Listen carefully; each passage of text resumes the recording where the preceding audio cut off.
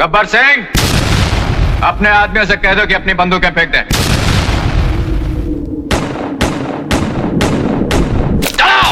बिहार की पथरीली बंजर जमीन, घोड़ों की चाल, दूर पहाड़ियों में गूंजती गोलियों की आवाज। यह कोई युद्ध का मैदान नहीं, यह है हिंदी सिनेमा की वो दुनिया जहां कानून की दीवारें चकनाचूर हो जाती है और एक आदमी डकैत बनकर खुद इंसाफ करने निकल पड़ता है। डाकू, ये शब्द कभी डर पैदा करता था, पर फिल्मों ने उसे कभी हीरो बनाया तो कभी विलेन, कभी मजबूरी में बंदूक उठाने वाला आदमी तो कभी खूनी दरिंदा। सुना? अरे काय करत रह जाओगे। आज हम बात करेंगे उन हिंदी फिल्मों के बारे में जिसने डाकुओं की कहानी को न सिर्फ ग्लैमर प्रदान बल्कि उनके रूह में उतरकर उनके पात्रों के साथ न्याय करने की भी कोशिश की। उन डाकुओं की कहानियों पर बनी हुई कई फिल्में न सिर्फ हिट हुई बल्कि कई फिल्में तो लोगों के दिलों में सीधे उतर गई।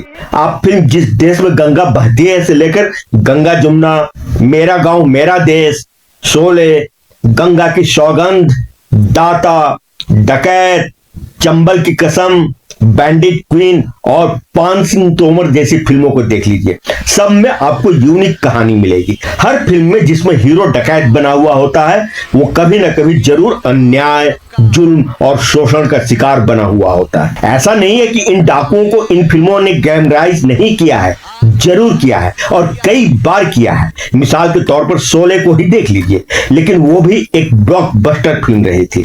तो आज के इस वीडियो में हम ऐसी फिल्मों के बारे में हम आपको बताने जा रहे हैं जिसकी कहानी आपके दिलों को छू जाएगी। तो बने रहिएगा अंत तक हमारे साथ। ये वीडियो बहुत ही रोचक रहने वाली है और हाँ, अगर वीडियो पसंद आए तो इसे लाइक करना और चैनल को सब्सक्राइब करना ना भूलें।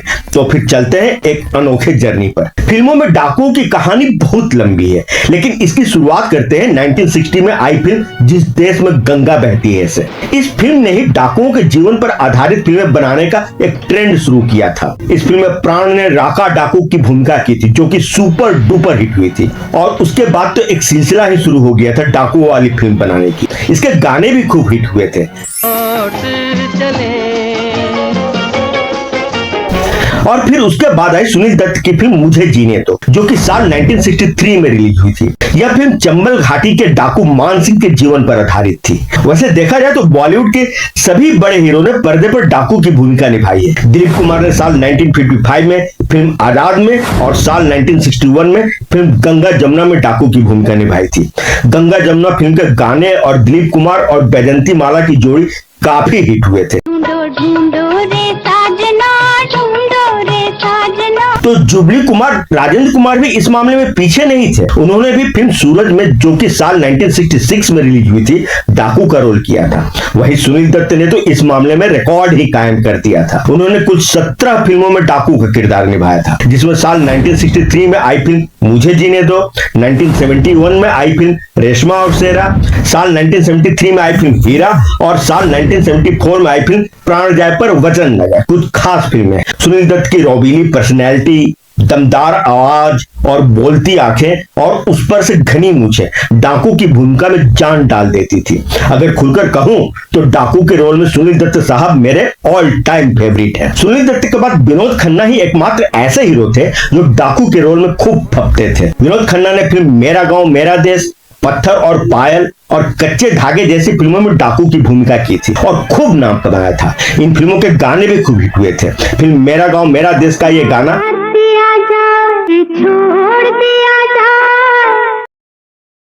काफी मकबूल हुआ था। धर्मेंद्र भी डाकुओं के रोल के मामले में पीछे नहीं थे। साल 1972 में आई फिल्म समाधि और साल 1974 में आई फिल्म पत्थर और पायल में धर्मेंद्र ने डाकू की भूमिका की थी और वे फिल्में भी काफी हिट हुई थी। उस रोल में वे खूब जमे थे। राजकुमार का भी डाकुओं के रोल में कोई मुकाबला नहीं था। खूब जमते थे वे डाकू के रोल में। उनकी चाल ढाल, कद काठी सब डाकुओं के रोल के मुफीद बैठता था। ऊपर से उनकी डायलॉग डिलीवरी के तो क्या ही कहने थे, चार चांद लगा देते थे किसी रोल में। साल 1980 में आई उनकी फिल्म चंबल की कसम जिसमें वो डाकू बने थे और खूब जमे थे। इस फिल्म का एक गाना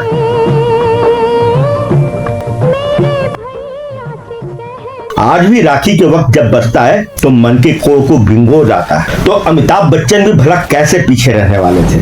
अमिताभ बच्चन ने भी साल 1978 में फिल्म गंगा की सौगंध में डाकू का रोल किया था। और तो और राजेश खन्ना जैसे रोमांटिक इमेज वाले हीरो ने भी साल 1978 में फिल्म भोला भाला और साल 1982 में फिल्म धर्म कांटा में डाकू बनकर इस जेनर की फिल्मों में अपना नाम दर्ज कराया था। तो वही डैशिंग हीरो फिरोज खान भला इस मामले में कैसे पीछे रहते। उन्होंने भी साल 1971 में फिल्म मेला में डाकू शक्ति सिंह की भूमिका अदा की थी और खूब जमे भी थे। बाद में इसी नाम से आई आमिर खान की फिल्म मेला में भी डाकू निर्भय सिंह गुज्जर मौजूद था। और जब नए दौर के हीरोज की बात छिड़ी है तो उस दौर के हीरोज में सिर्फ दो ही ऐसे सितारे थे जो डाकुओं के रोल में काफी फिट बैठते थे, सन्नी देओल और संजय दत्त। सन्नी देओल ने साल 1987 में फिल्म डकैत में काम किया था जो कि काफी रियलिस्टिक फिल्म थी।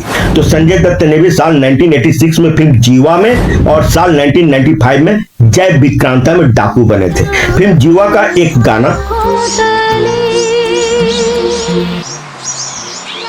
रोज रोज आंखों तले एक ही सपना पले आज भी काफी पॉपुलर है। फिल्म खलनायक में भी संजय दत्त ने एक डाकू की ही भूमिका की थी। सुल्तान अहमद ने मिथुन चक्रवर्ती के साथ साल 1989 में फिल्म बनाई दाता ने तो छोटे शहरों, गांव और कस्बों में तो कमाल का बिजनेस किया था। इस फिल्म में मिथुन चक्रवर्ती ने एक ऐसे डाकू का रोल निभाया था जो अमीरों से लूटकर गरीबों में बांटता है, बिल्कुल आधुनिक रॉबिन हुड की तरह। इस फिल्म में एक्शन भी था और इमोशन भी। और जब बात डाकुओं वाली फिल्मों की हो तो आप राजकुमार संतोषी की फिल्म चाइना गेट को कैसे भूल सकते हैं। यह फिल्म बनी थी साल 1998 में और फिल्म रिलीज से ही पहले काफी चर्चा में आ गई थी। इस फिल्म में सेवन समुराई की तरह ही रिटायर्ड फौजियों को एक खूंखार डाकू जगीरा के खिलाफ जंग लड़ते हुए दिखाया गया है। इस फिल्म का डाकू जगीरा भी शोले के गब्बर सिंह की तरह काफी डरावना और निर्दयी है। इस फिल्म का एक गाना जो कि उर्मिला मातोंडकर पर फिल्माया गया था,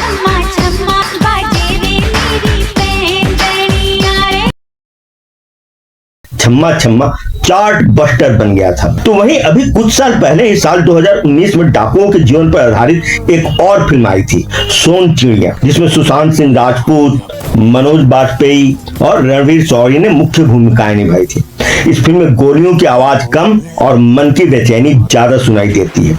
चंबल की घाटियों में बसी ये कहानी डकैत वाली फिल्मों की नई परिभाषा है। वैसे तो डाकुओं की रियल जिंदगी से इंस्पायर होकर कई फिल्में बनी हैं, लेकिन उनकी असल जिंदगी पर भी कई फिल्में बनी है।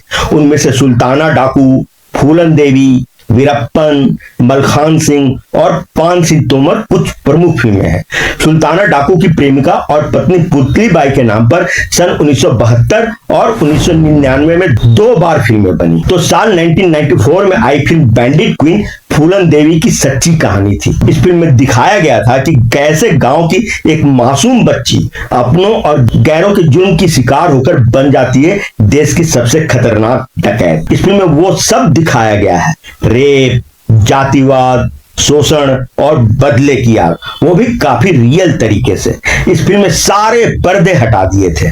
इस फिल्म में सीमा विश्वास ने जो अभिनय किया था वो रूह को झकझोर देता है। वैसे ही एक रियल फिल्म आई थी वीरप्पन, जो कि दक्षिण भारत के चंदन तस्कर और क्रूर डाकू वीरप्पन के जीवन पर आधारित थी। यह फिल्म साल 2016 में आई थी और इसे मशहूर डायरेक्टर राम गोपाल वर्मा ने बनाया था। इससे पहले राम गोपाल वर्मा डाकुओं के जीवन पर ही एक और फिल्म बना चुके थे, जंगल, जो कि साल 2000 में आई थी। वहीं महिला डाकू सीमा परिहार के जीवन पर भी एक फिल्म बन चुकी है, वुंडेड के नाम, जो कि साल 2006 में आई थी। इस फिल्म में सीमा परिहार ने खुद डाकू की भूमिका की थी। फिर साल 2012 में आई थी फिल्म पान सिंह तोमर। इस फिल्म में इरफान खान ने पान सिंह तोमर का किरदार निभाया था।